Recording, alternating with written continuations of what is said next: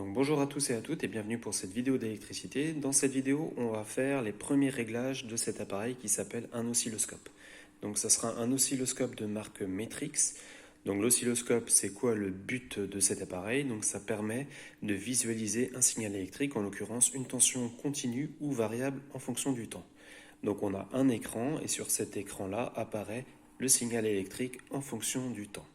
Donc on a différents réglages importants pour visualiser le signal électrique. Donc là, pour procéder au réglage, donc il faut déjà appuyer sur le bouton Power.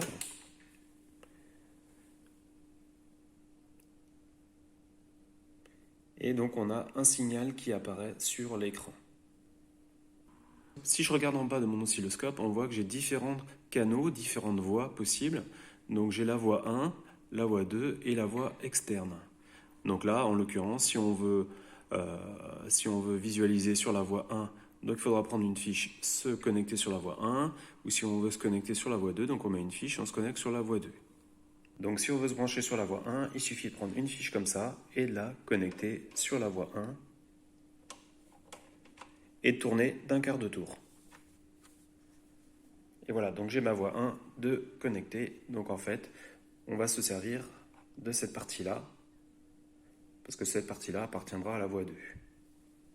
Donc les deux réglages les plus importants pour l'oscilloscope, donc ça sera ce bouton-là, la sensibilité verticale en volt par division, qui correspondra à l'axe vertical ici, et l'autre, ça sera la durée de balayage, donc horizontale, donc le temps par division. Donc on a d'autres boutons qui peuvent intervenir, donc ici l'intensité, le bouton intensité. Donc si je descends, je vois pas trop bien. Et si je remonte, l'intensité lumineuse de mon signal s'intensifie. Après, j'ai le bouton position. Donc, si je descends, donc je descends mon signal. Si je monte mon signal. Après, j'ai le bouton position horizontale. Donc, je peux le déplacer. Le bouton focus. Donc là, j'élargis ou je rétrécis la taille de mon signal. Et donc, si je bascule ma durée de balayage sur XY ici,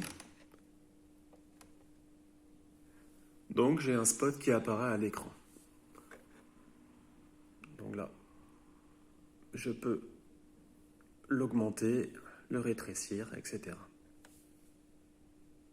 Donc là, si j'appuie sur le bouton, je peux choisir donc AC alternatif ou continue DC.